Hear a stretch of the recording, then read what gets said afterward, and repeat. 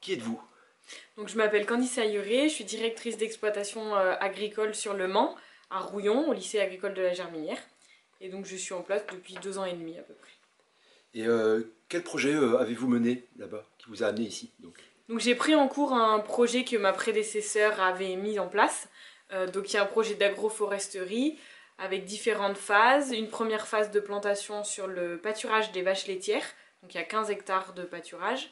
Et une phase de plantation sur les parcours à volailles puisqu'on a construit des poulaillers en 2017. Et pourquoi vous êtes engagé dans cette dynamique de transition agroécologique? L'objectif c'était comment dire, d'avoir une meilleure image du lycée agricole sur le territoire auprès des partenaires, des agriculteurs, des associations pour pouvoir créer des dynamiques et avoir derrière un intérêt pédagogique. Et puis aussi par rapport au cursus de formation des apprenants, d'être dans l'air du temps et de leur montrer un peu comment on pouvait produire autrement et du coup enseigner autrement. Et quels effets cela a-t-il déjà eu sur vous et sur votre équipe? Ça, un changement de pratique, un changement de mentalité. On essaie d'utiliser le moins d'intrants possible, de réduire l'utilisation des antibiotiques au niveau des animaux, d'être plus dans le bien-être animal, dans la protection du sol, de la biodiversité, etc.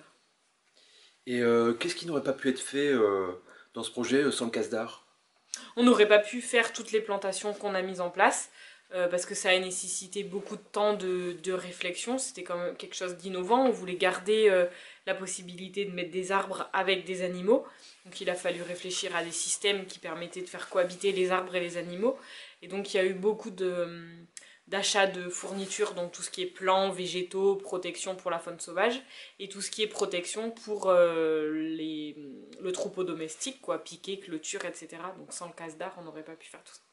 Et est-ce que votre expérience est reproductible? Est-ce que vous recommanderiez à quelqu'un de faire ça?